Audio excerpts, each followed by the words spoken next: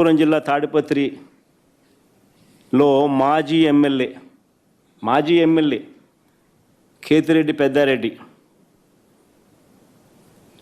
తాను తన సొంత ఇంటికి తాడిపత్రిలో నియోజకవర్గ హెడ్ క్వార్టర్స్లో తన సొంత ఇల్లు ఉంది. ఆ సొంత ఇంటికి తాను వెళ్ళలేని పరిస్థితి.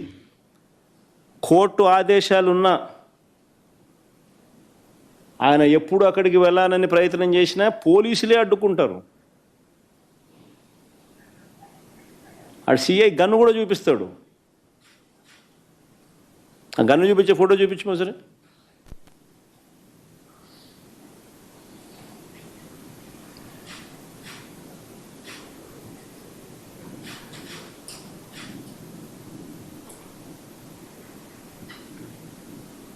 బీహార్లో ఉన్నామా లేకపోతే ఏ రాష్ట్రంలో ఉన్నాము, ఆటవిక రాజ్యంలో ఉన్నాము అనేది నిజంగా చంద్రబాబు నాయుడు అనే వ్యక్తి నిజంగా తనను ప్రశ్నించుకోవాలా.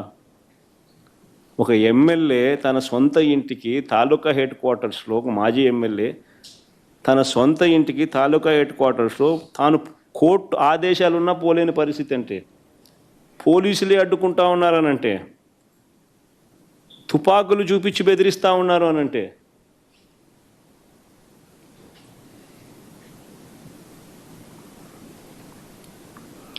ఆరు సార్లు ఎమ్మెల్యేగా పనిచేసిన నల్లపురెడ్డి ప్రసన్న కుమార్ రెడ్డి, 6 సార్లు ఎమ్మెల్యే ఆయన నల్లపురెడ్డి ప్రసన్న కుమార్ రెడ్డి, 6 సార్లు తాను ఎమ్మెల్యే. అలాంటి ప్రసన్న కుమార్ రెడ్డి ఇంటిపైన కూడా నెల్లూరులో ఒక పథకం ప్రకారం వీరి పచ్చ సైకోలు, వీరి పచ్చ సేడిస్టులు పోలీసుల సమక్షంలోనే, ఇది కూడా ఆశ్చర్యం, పోలీస్ సైరన్ వినపడుతుంది ఒకవైపున ఇళ్ళల్లోకి పోయేవాడు పోతా ఉన్నాడు, వీళ్ళు ధ్వంసం చేస్తూ ఉన్నాడు, ప్రసన్న ఎక్కడా అని చెప్పి నిలదీస్తూ ఉన్నాడు, ఆడేడి ఈడేడి అని చెప్పి అడుగుతున్నారు, వీళ్ళు నాశనం చేస్తున్నారు, ఉండింటే కనుక మనిషిని చంపేసిండ్రు. ఇదే సాంప్రదాయం రేపు మా ప్రభుత్వం వచ్చిన తర్వాత దెబ్బలు తిన్న వీళ్ళు, దెబ్బలు తిన్న వీళ్ళు ప్రతిచర్యగా వీళ్ళు కూడా ఇదే చేయడం మొదలెడితే మీ పరిస్థితి ఏమిటి అని చెప్పి నేను అడుగుతా ఉన్నా తెలుగుదేశం పార్టీని.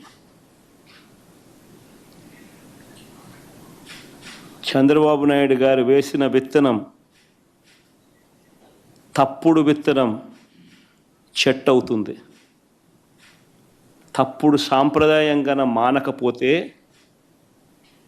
ఎవరి చేతుల్లోనూ ఉండదు వ్యవస్థ.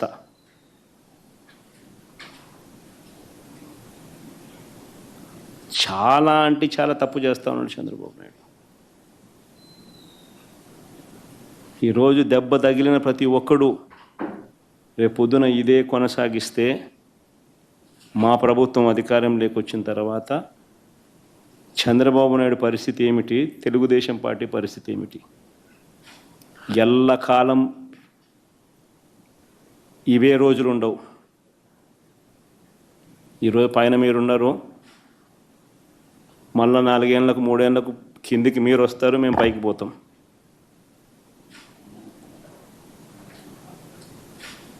కానీ మీరు చేసే ఈ తప్పుడు సాంప్రదాయం రేపు విషవృక్షం అవుతుంది.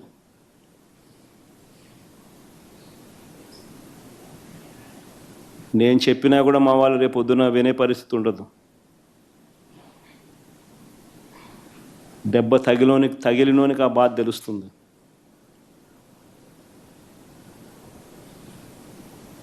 చంద్రబాబు ఇప్పుడైనా మేలుకో, తప్పు తెలుసుకో, తప్పుడు సాంప్రదాయాన్ని సరిదిద్దుకో.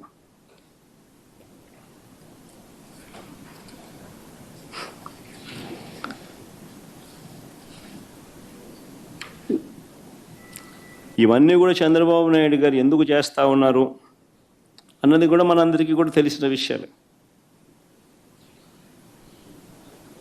సూపర్ 6, సూపర్ 7లు అని ఆయన అన్నాడు. వీటి అమలు గురించి ఎవరు అడగకూడదు. రాష్ట్ర వ్యాప్తంగా సుమారు 5 లక్షల మంది పెన్షన్లను పీకేశారు. 5 లక్షల మంది పెన్షన్లను పీకేశారు రాష్ట్ర వ్యాప్తంగా. దాని గురించి ఎవరూ మాట్లాడకూడదు. గత ఏడాది ఎగరగొట్టి మళ్ళీ ఈ ఏడాది జూన్ 21వ తారీఖున రైతు భరోసా ఇస్తామన్నారు. ఇంతవరకు అతి గతి లేదు. ఇప్పుడు దాని గురించి ఎవరు కూడా మాట్లాడకూడదు, అడగకూడదు. ఎందుకు ఇవన్నీ చేస్తూ ఉన్నాడంటే ఇందుకే చంద్రబాబు. ప్రతి మహిళకు నెలకు 1500, సంవత్సరానికి 18,000 చొప్పున ఇస్తామన్నారు. గత ఏడాది ఎగరగొట్టాడు, ఈ ఏడాది అంతే. దాని గురించి ఎవరు మాట్లాడకూడదు, అడగకూడదు. 3 సిలిండర్లు అన్నాడు. గత ఏడాది 2 సిలిండర్లను ఎగరగొట్టేశారు. ఇస్తానన్న ఒక్క సిలిండర్ కూడా అందరికీ అందలేదు. ఈ ఏడాది అసలే మూడు సిలిండర్లలో అసలే లేదు. దీని గురించి కూడా ఎవరు అడగకూడదు, మాట్లాడకూడదు.